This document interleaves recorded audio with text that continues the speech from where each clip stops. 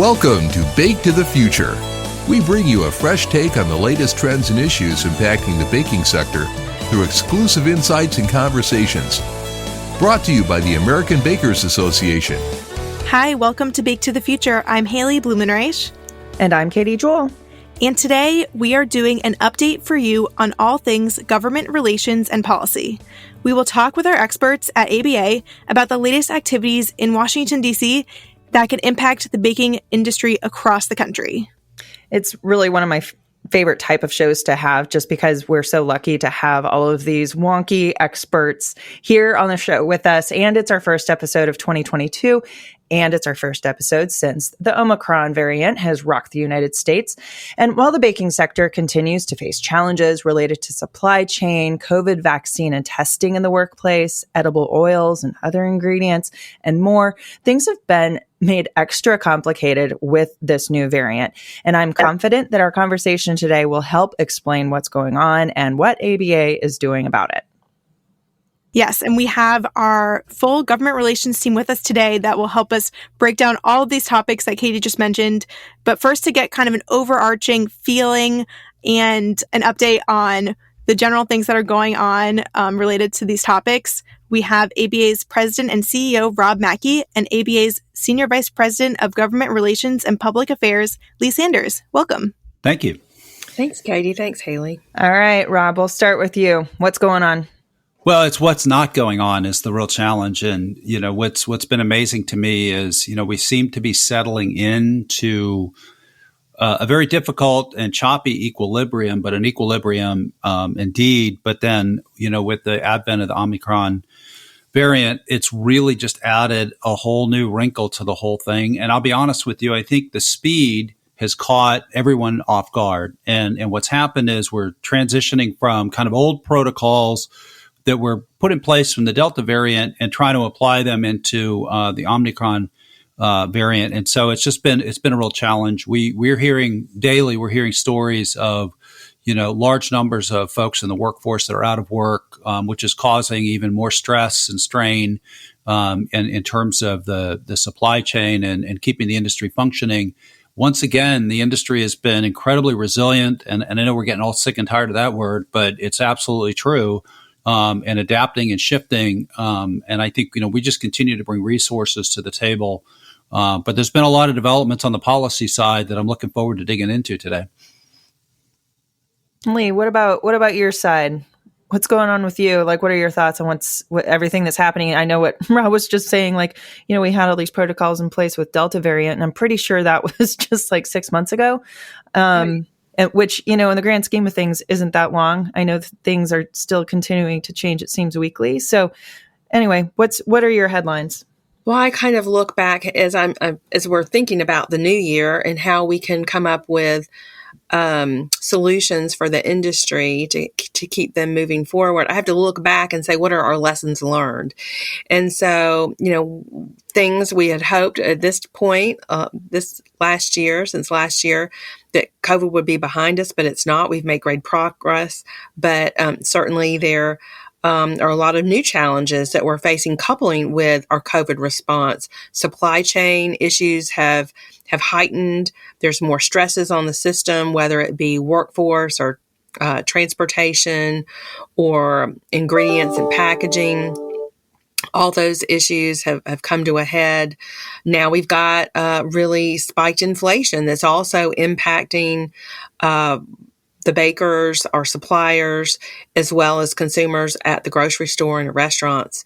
And then since we have a new administration, it's been a year, they're in full force moving forward on new regulatory initiatives. So, our team is working not only to respond to the COVID needs, the COVID response needs, but also thinking about the positions that are needed, what we need to do to push back overregulation and to come out with positions that are favorable for our industry. The first thing I would also note is that just recently the public health emergency was extended for at least 90 days. And that's critical, important for everyone to know why that's so important is that means that those flexibilities that ABA accomplished with regard to regulatory issues, with regard to labeling. Those things continue in place for another 90 days, and I know that will provide some relief to our members. So lots to talk about. Can't wait to dig in with the rest of the team, just like Rob said. So that would be 90 days is kind of like mid to late April of 2021. That's right. 2022. My gosh. 2022. What year is this? Okay. It's COVID years. We're getting them all mixed up. It is the COVID years. It's like the last 2 years have just been a complete blur. Sorry to interrupt, Rob. We were about to say something. Yeah, no, I think Lee makes a really good point. And I think what we've done really well is we continue to put ourselves in the shoes of average consumers on these issues. So when Lee talks about inflation, I mean, the CPI in December, for food, which includes food, was like over 7%. It was a 30 or 40-year record. And every expert that we talk to in this space says it's not going to get any better. So, I think a lot of the things that we talk about, on the policy side and the other industry solutions that we're working on are really designed to take the burden off of consumers and hopefully sooner rather than this thing dragging on even more. And I think that maybe we can start heading into some specific topics, starting with COVID and testing and vaccine mandates and the recent Supreme Court SCOTUS ruling. So first, to talk with us about that, we have Lauren Williams, Director of Government Relations here at ABA. Welcome, Lauren. Thanks, Haley. I'm so happy to talk about this today because we are very excited to see that we got a great decision by the Supreme Court on the 13th of January, so only a few days ago. So I'll kind of just get into it and give a broad, background of what actually happened. So the Sixth Circuit, which we were at, had actually dissolved the stay that had been put in place. So ABA and the other petitioners, we actually went to the Supreme Court and asked that they put this emergency stay back in place, which meant that OSHA couldn't implement or enforce the vaccine and testing regulation. So we kind of were waiting with bated breath, and, it was a long, slow process of briefing, and then we had oral arguments, and then it was days where we were waiting for the Supreme Court decision. But on January 13th, in a 6-3 decision, the Supreme Court granted our stay, and they said that ABA and the other petitioners challenging were likely to succeed on their argument that OSHA lacked authority to promulgate the ETS. So this was a huge win for us. We are very excited. We know this was going to cause a lot of irreparable harm to our industry and to our members. I'm sure people have already seen a lot of businesses that had put it in place have already rolled back what they had done upon the court's ruling. So what does this mean now, right? Well, now it means that this will go back to the Sixth Circuit, where the Sixth Circuit will review the merits of the case. And, we already know the Supreme Court, where they stand on this. They don't think OSHA has the authority. So I think everybody assumes this is the direction that things are going to go when they actually review the merits of the case. But we don't know. OSHA could withdraw the rule without proceeding through litigation. But for all purposes, for our members right now, the rule is not in effect. And so that means that that if they have more than 100 employees, they no longer have to test them, or it's just up to individual businesses? Kind of what does it actually mean? Yeah, that's a great question, Katie. So individual companies can continue to test if they want to test their employees. They can continue to mandate the vaccine. But now it just means that OSHA is no longer going to enforce it. So you cannot be penalized for not doing that. OSHA has come out since and made a statement and said they're going to continue to use the general duty clause, which under the OSH Act means that an employer must provide a safe workplace. So, maybe we're talking about masking and other types of, preventative things around that CDC recommends.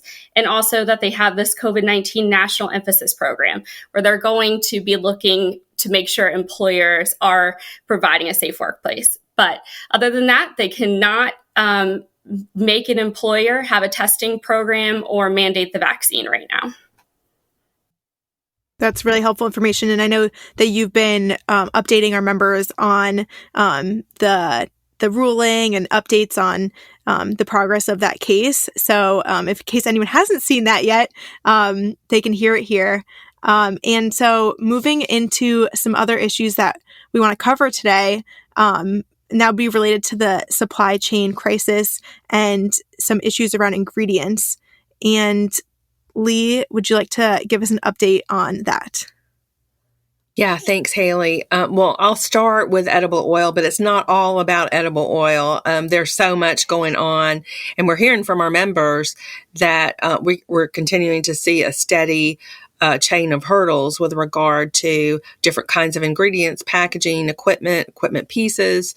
And so on the edible oil front, just to start, ABA leading the edible oil stakeholders has had a series of dialogues ongoing, a couple of discussions with EPA in November and December. And then early in the year, January 4th, we had the opportunity to testify at EPA's public hearing on the Renewable Fuel Standard Program proposal that would potentially increase the renewable volume obligation for a biodiesel, which would impact the amount of soy oil and other edible oils available for the food industry. So we were able to make some great points there about the inaccuracy of EPA's economic impact analysis, which the whole rule is based on the need to have that updated.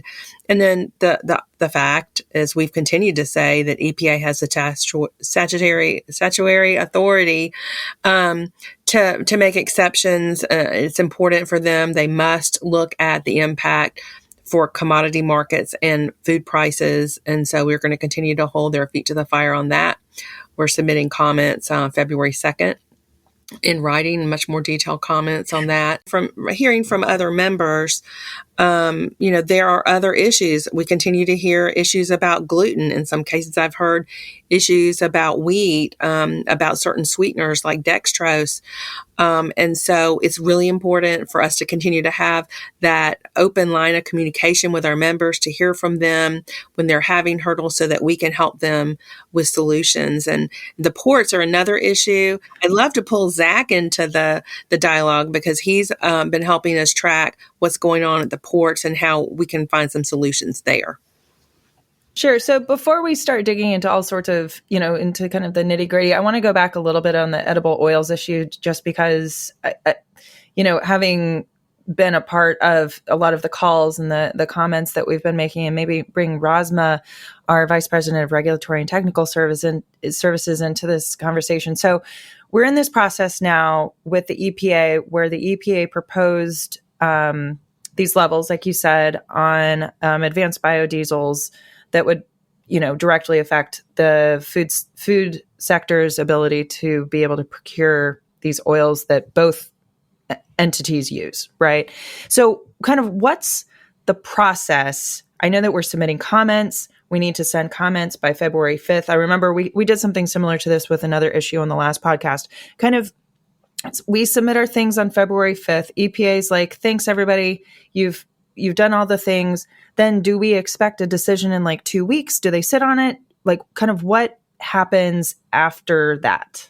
It's a good question. I mean, just like in any regulatory proposals, they have to review all of the comments, and we expect that there'll be a lot on this one, because you've got the energy folks that want to weigh in, the refiners that want to weigh in, and then, of course, the food industry.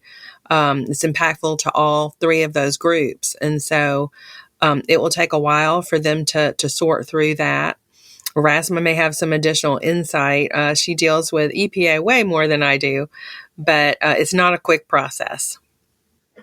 No, I think one of the things that we need to keep in mind also is that the administration was 2 years late in giving their initial recommendations on where these thresholds should be set through EPA. So while I think that they will have a lot of content to review, I also think there's going to be a lot of pressure to move more quickly.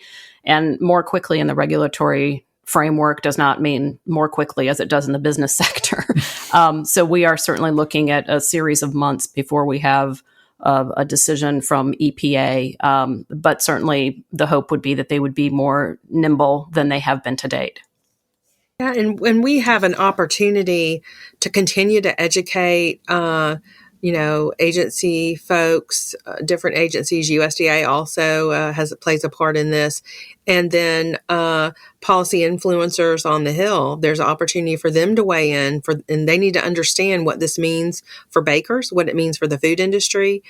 And so we will just continue to push forward and educate and bring more folks on board to leverage our voice here.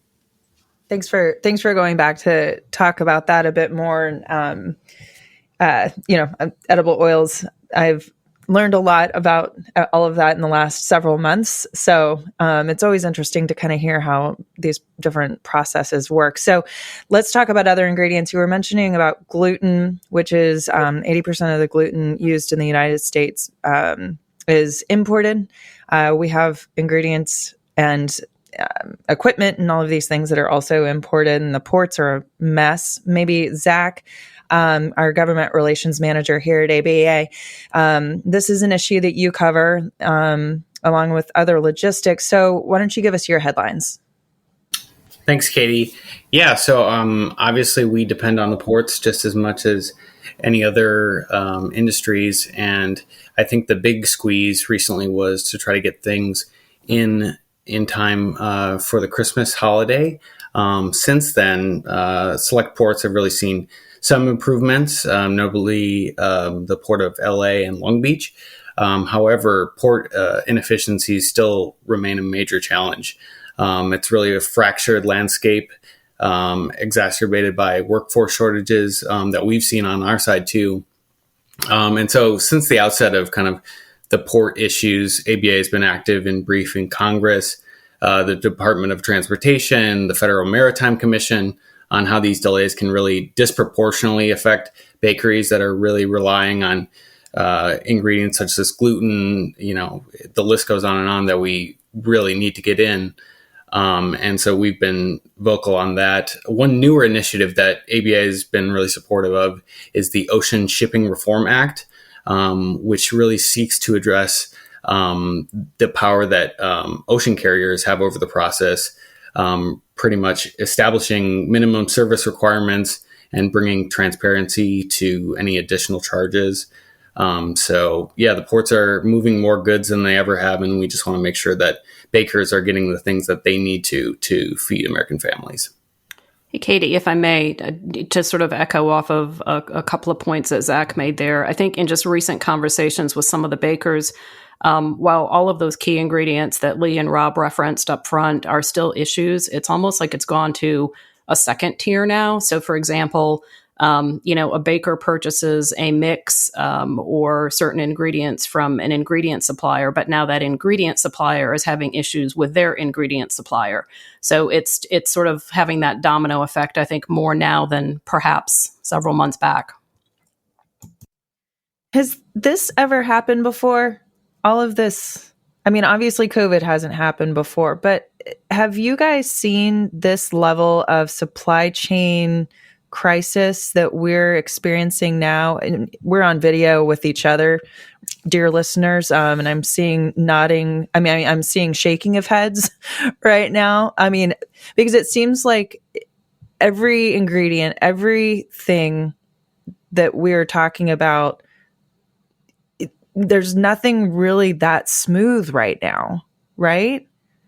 And so, Rob, I'll jump in on this because one of the things that I do is I talk to a lot of the CEOs, and some of these folks have been around for 40 or 50 years, and I ask them that question all the time: have you ever seen an environment like this?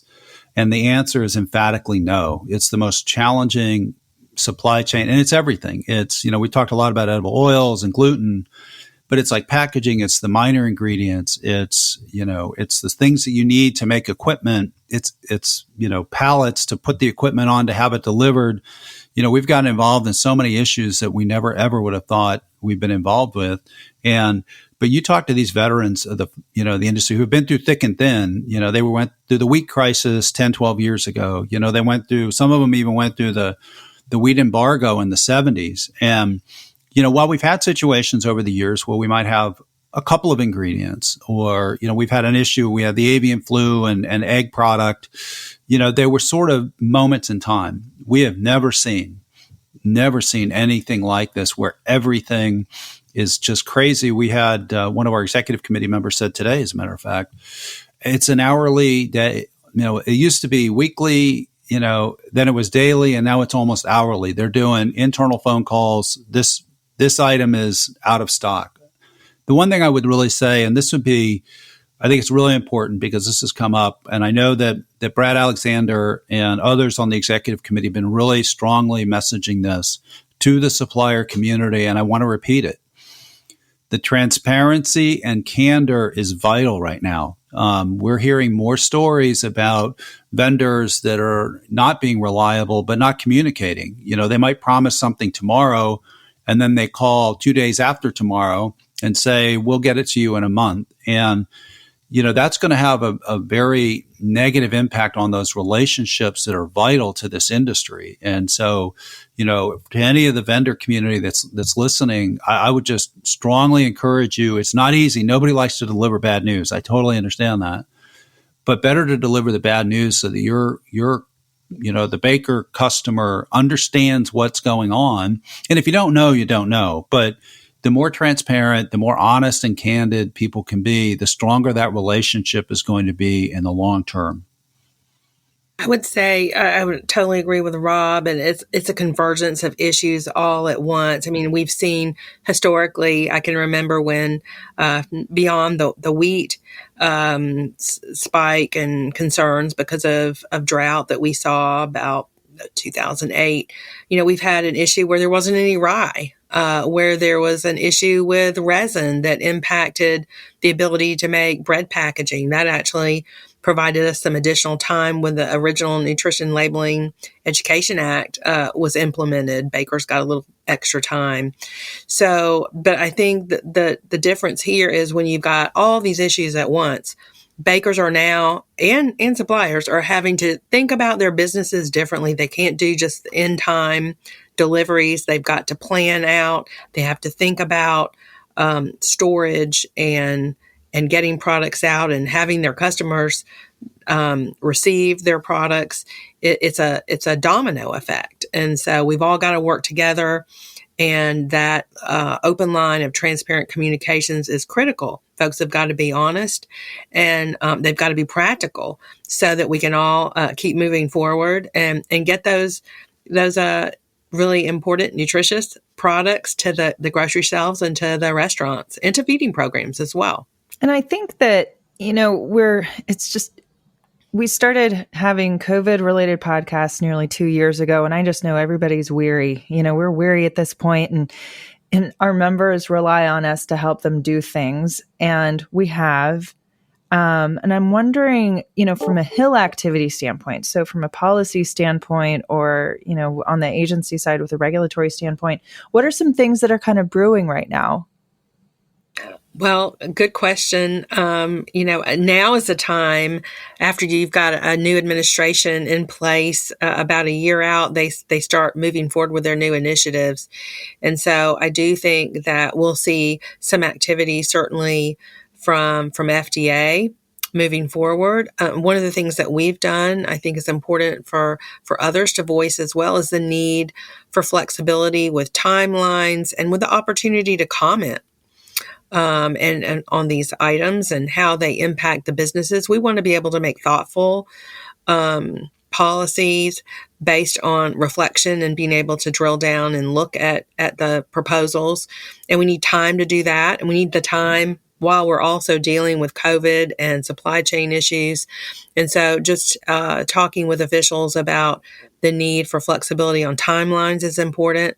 I think on the labor front, Lauren, please jump in. There's a lot at stake right now. And I think that's an area where we can expect to see more activity, maybe than we have in the past few years. And those issues will really be impactful to our members' businesses, their bottom line, and their workforce. Yeah, and just to kind of feed off of what Lee was just saying, when it comes to when we're talking about Capitol Hill too, we are starting a midterm election year, right? So, the next few months are going to be very critical for the president in getting his initiatives passed. But to be honest, there's a lot of stuff that he wants to get done.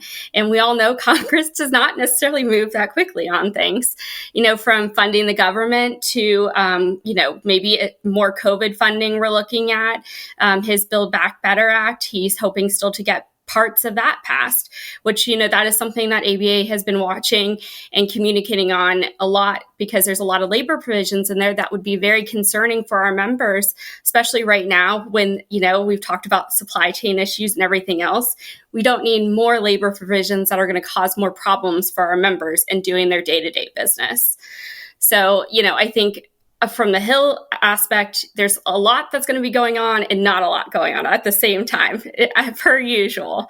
And then just kind of piggyback off of what Lee was saying, when it comes to the Department of Labor, one of the issues that we're looking at right now, and we will be submitting comments on soon, is on heat illness prevention in both indoor and outdoor settings. So obviously that will have a big impact on bakeries. So we have been collecting information from members and we'll be submitting comments on that. So, I think that's just one of many regulations we're going to see coming down the line. I think too, another issue where I think the Democrats believe that they can get some negotiations to move forward would be as part of that breakup of the Build Back Better into maybe more digestible pieces, is climate change, climate policy really important to this administration. And so I think that's an area where they think they could maybe make some progress and negotiate. And so I think that we can expect to see that emerge as well. What that means is yet to be seen, but it's going to be around sustainable practices that could have impact about the way our businesses conduct their business. And I think to Lee's point, with respect to the sustainability element of it, a lot of our companies have already engaged in proactive work here. And I think that, when you sort of read through some of those things that aren't focused on the day-to-day challenges that we're having, is that this is becoming a bigger issue for consumers. In some spaces, in some industries, it's becoming a bigger issue for employers and the employees that they hire, sort of a broader scope. So I think certainly something to keep an eye on. I think in the near term, one thing that we do see out of EPA is that this year they will start making the recommendations on the second round of refrigerant cutbacks on the HCFCs. They put a trade program in place at the end of last year, and their regulatory agenda has them moving forward on that. So certainly something for refrigeration that we'll keep an eye on. The other one, just to throw out there, that is more of a deadline, would be January of next year. Sesame was declared as an allergen last April. So our bakers need to be conscious, and, we are currently working on developing some tools to assist them in that area. But that's another one that is another, item on the list that needs to get addressed over the next calendar year. Hey, Rasma, this is Rob. We had the big climate summit in Glasgow not too long ago. Is there anything of immediate concern that the baking industry needs to be? I mean, there was a lot of things in there. I'm still not sure of everything that was discussed or included in there, but is there anything of immediate urgency that the industry needs to be thinking about that maybe EPA, to Lee's point earlier, the administration looking for wins, the EPA might glom onto and put at the top of the list? To be quite frank, I think the EPA is having similar challenges to what other agencies are having right now. And, just all of us trying to keep the basics moving forward. I don't think there's an imminent threat. I think we need to see where they plan to go, because there hasn't been very specific discussion, even though we know that this is one of the administration's key priorities. One thing that I might add there is, deforestation was an issue that was brought up. And so, some of the solutions that might be offered with regard to biodiesel alternatives with regard to palm could be impactful there. And so, I think that we need to think about and be ready to respond maybe in a different way to some of these things that would be unexpected by the agency and how it could be impactful to our industry. Wow. Well, I am always struck by these conversations with the government relations team because I'm reminded about how many issues that we work on and really how the baking industry touches, it seems like, every aspect of regulation and legislation. And so to wrap it up, I thought maybe we could have Rob maybe look into the future. We have some ABA events coming up, our convention in late March, and IBIE, the Baking Expo, in September. What do you foresee the general feeling or outlook for the baking industry at maybe both of those points? That's an excellent question, Haley. And, I don't know who's more excited, the team or the members, to get together in California in March. We are so overdue as an industry. We're an industry that is just genetically predisposed to get together and share information legally, of course, and just, talk about and strategize on some of these challenges. So we've got a great program set up that I think is really going to be very forward looking and hopefully providing business intelligence to our members to help navigate not just the immediate issues that are in front of them, but really, what does the future look like, whether it's food service or retail, workforce, all of those issues. And so we're so excited to get the industry, reconnect the industry in March. And, we just need it. I mean, there's so much going on. And, we talked earlier about, supplier-baker relationships. The ABA convention is where a lot of those things get discussed. And those relationships are either built or strengthened.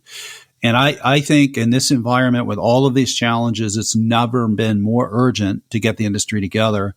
Similarly for IBIE in September, you think about all these challenges, and IBIE is going to be the solution center. We're surveying the bakers right now to say, okay, given all of the challenges that you've got going on, and I won't go through the litany again, what are you looking for? What are the solutions that you're looking for? Is there something your current vendors could be, bringing or talking about to IBIE, or are we missing some gaps? Are there? And one example is, kind of in the AI space and the future of manufacturing is, if you look at a typical IBIE, we may not have a lot of vendors in that space. So we want to challenge our current vendors and exhibitors that are coming, but then who else can we learn from? And I think the IBIE is just going to be absolutely phenomenal for that. We're gonna help the industry solve these very vexing supply chain challenges and the workforce challenges, and they're all interrelated. And so I'm super excited.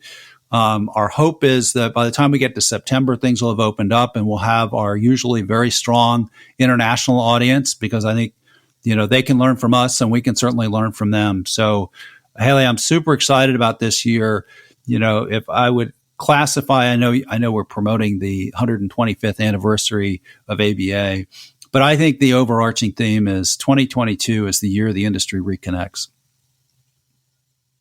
And I'm really anxious to see we know what the topics are going to be for our convention, and, we certainly know what some of the conversation will be about at IBIE, but with all the things happening so quickly and it just seems like things are changing all the time. I'm really anxious to find out in a few months what exactly we're going to be talking about that week. So thank you everybody for joining us. And you can let us know what you thought of the show by emailing hello@americanbakers.org or leave us a voicemail at baketothefuture.org. And don't forget to subscribe wherever you listen to podcasts, whether it's Apple, Google Podcasts, Spotify, Stitcher, Amazon Music, or Ghana. Bake to the Future is brought to you by the American Bakers Association in partnership with Human Factor. To hear upcoming and past episodes, go to baketothefuture.org. Bake to the Future is produced by Haley Blumenreich. Audio engineer is Blake Alton. And A Slice of the Action is written by the American Bakers Association's Government Relations Team.